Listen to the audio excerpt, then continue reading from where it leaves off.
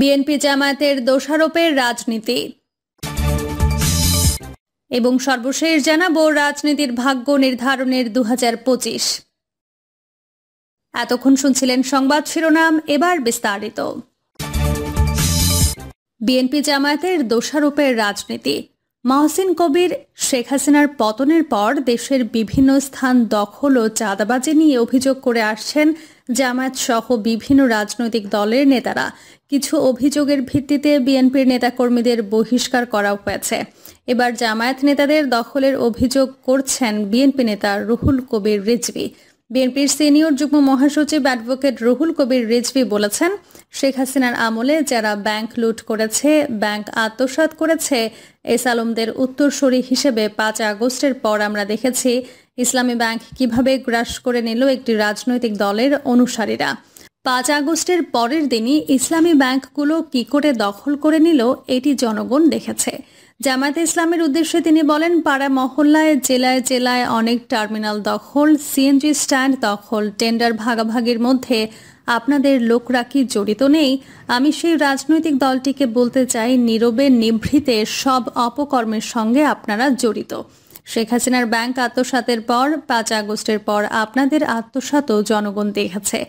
আমরা হাসিনার আমলে দেখেছি চাপাতি লীগ, হেলমেট লীগ, বন্দুক লীগ, খুর লীগ, আবার জনগণ তো এটিও জানে খুর পার্টি এবং পায়ের রক কাটা পার্টি।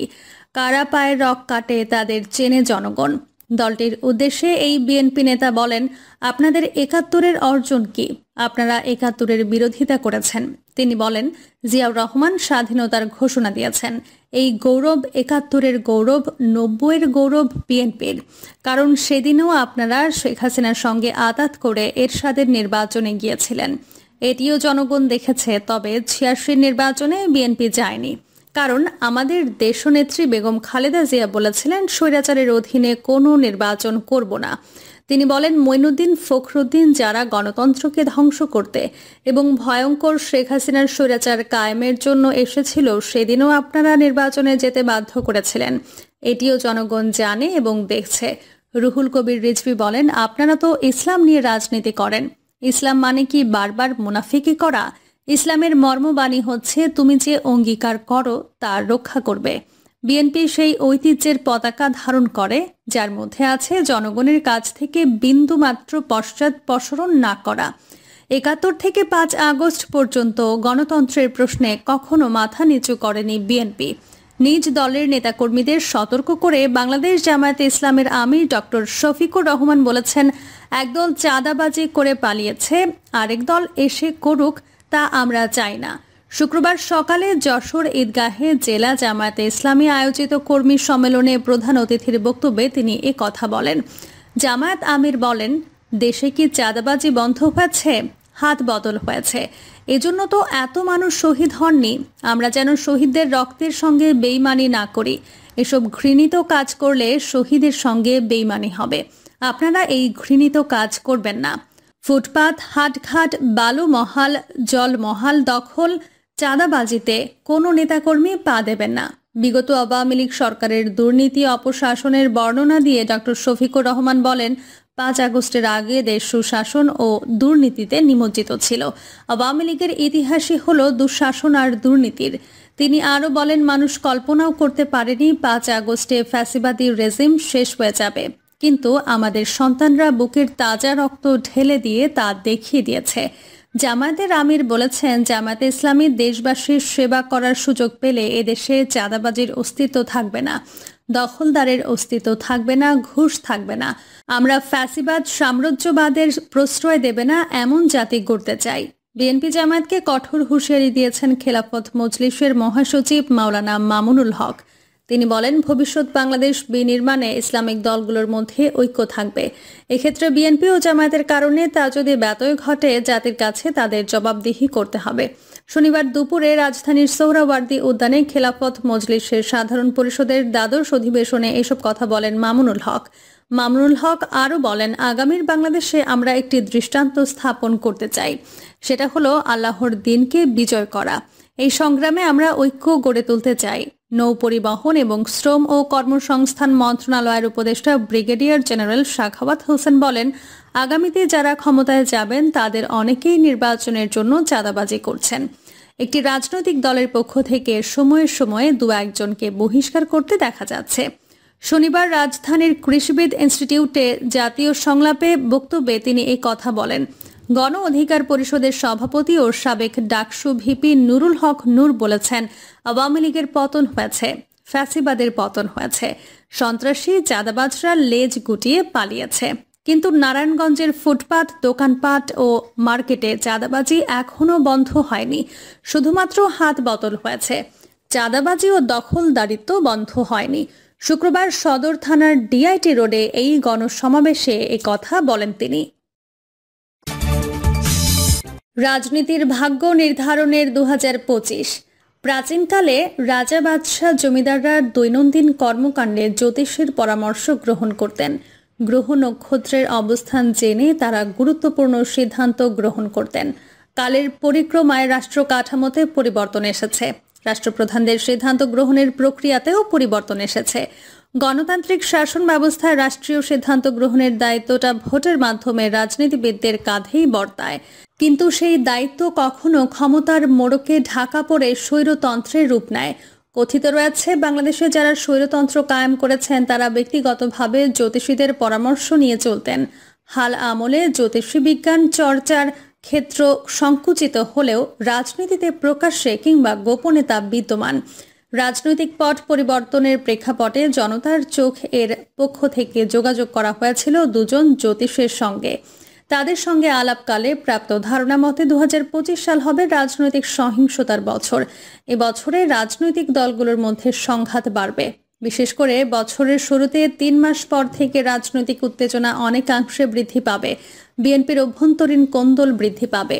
আওয়ামী লীগ দল গোছানো শুরু করবে। জামায়াত ও ইসলামী দলগুলোর মধ্যে ঐক্য ও সমঝোতার সম্ভাবনা নেই নতুন বছরে।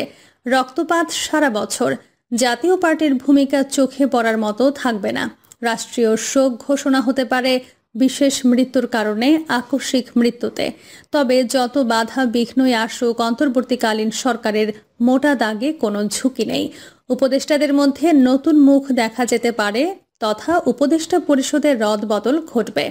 যুদ্ধের ডামাডোল বাজলেও এ বছরের সীমান্তে বড় কোনো ঘটনা বা যুদ্ধ বিগ্রহের সম্ভাবনা নেই।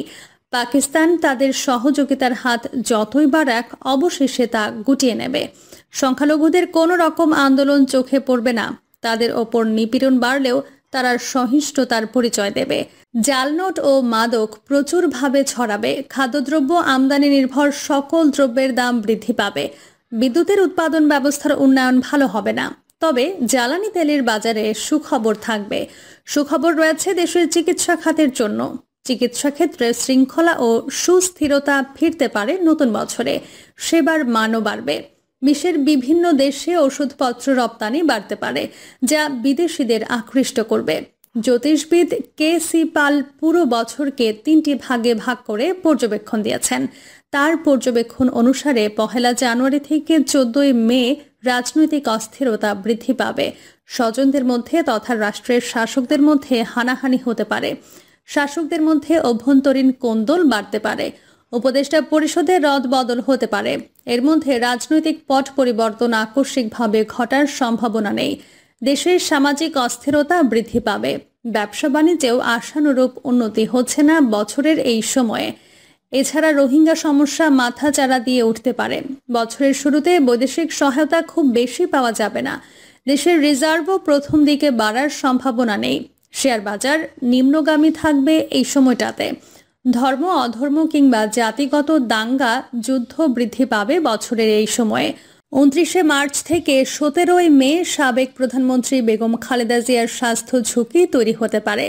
15 মে থেকে 27 আগস্টের মধ্যে আওয়ামী লীগ ঘুরে দাঁড়ানোর চেষ্টা করবে। দলটির নেতারা সংগঠন গোছানোর ব্যাপারে সক্রিয় হতে পারে। প্রাচীন এই দলটির প্রধান নেতৃত্বেও পরিবর্তন আসতে পারে। নীতি আদর্শে পরিবর্তন এনে অভ্যন্তরীণভাবে শক্তি অর্জন করতে পারে আওয়ামী লীগ।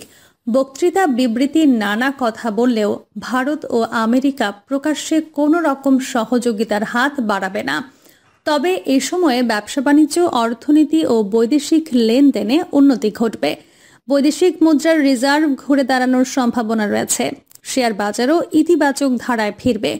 এই সময়ে ভয়াবহ বন্যা মোকাবেলা করতে হতে পারে। শীত বর্ষার তীব্রতা স্মরণকালের রেকর্ড ছাড়াবে। অর্ধশত ডিগ্রি ছুঁই তাপমাত্রা হতে পারে। তীব্র মাত্রার ভূমিকম্প হতে পারে এই সময়ে। 28 আগস্ট থেকে 31 ডিসেম্বর সরকারের সঙ্গে রাজনৈতিক দলগুলোর দূরত্ব বাড়বে। আন্তঃদলীয় সংঘাত বাড়ার সম্ভাবনা আছে।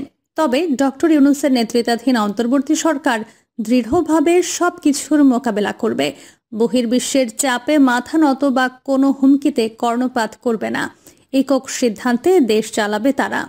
এই সময়টাতে বৈদেশিক সহযোগিতা চুক্তি ক্রয় ফলপ্রসূ হবে।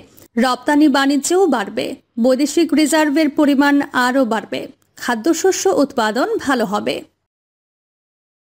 প্রিয় দর্শক, এই ছিল এখনকার সর্বশেষ সংবাদ। আপডেট সব সংবাদ পেতে চ্যানেলটি সাবস্ক্রাইব করে বেল আইকনটি ক্লিক করে রাখুন।